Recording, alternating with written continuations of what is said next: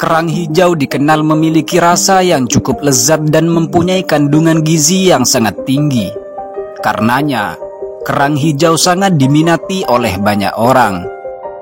Selain rasanya yang lezat, kerang ini memiliki potensi untuk mencegah tubuh kita dari serangan penyakit kronis. Satu porsi kerang hijau mengandung segudang nutrisi yang meningkatkan fungsi organ tubuh secara efisien dan efektif. Prancis merupakan salah satu negara penghasil kerang hijau terbesar di dunia.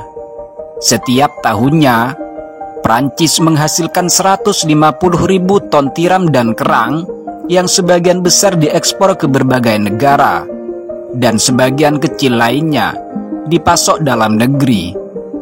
Kerang hijau juga menjadi ciri khas negara ini.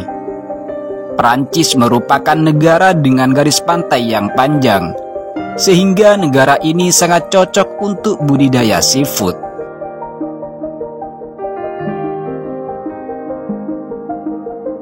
Langkah pertama yang dilakukan oleh petani membudidayakan bibit tiram dan kerang hijau.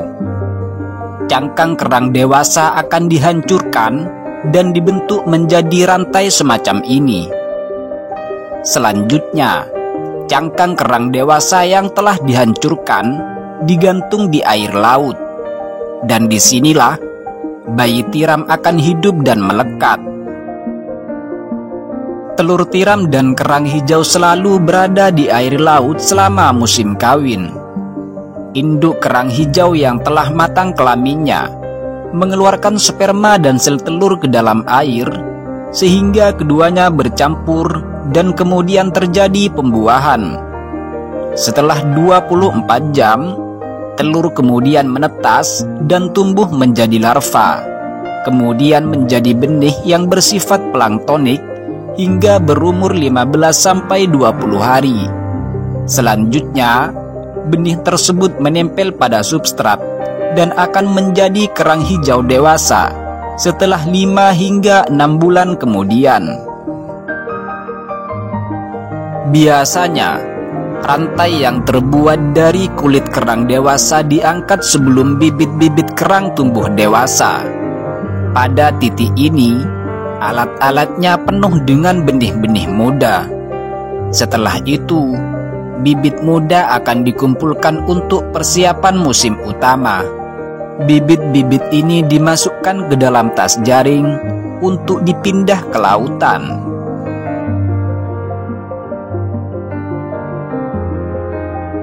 Ada beberapa metode yang digunakan oleh petani.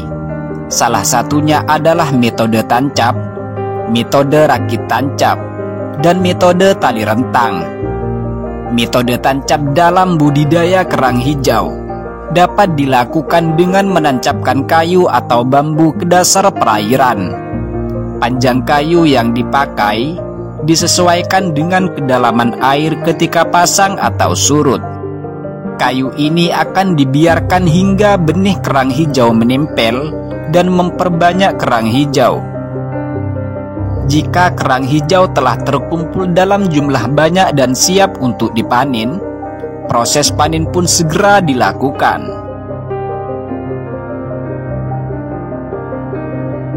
Sedangkan metode rakit apung dilakukan dengan cara menancapkan rakit pada dasar perairan. Lokasi rakit telah dihitung berdasarkan tinggi rendahnya air jika sedang pasang atau surut.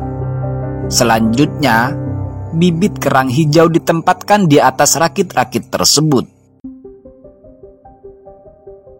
Sedangkan metode tali rentang dilakukan dengan cara merentangkan beberapa utas tali, di mana kemudian tali-tali tersebut digunakan penempatan bibit kerang.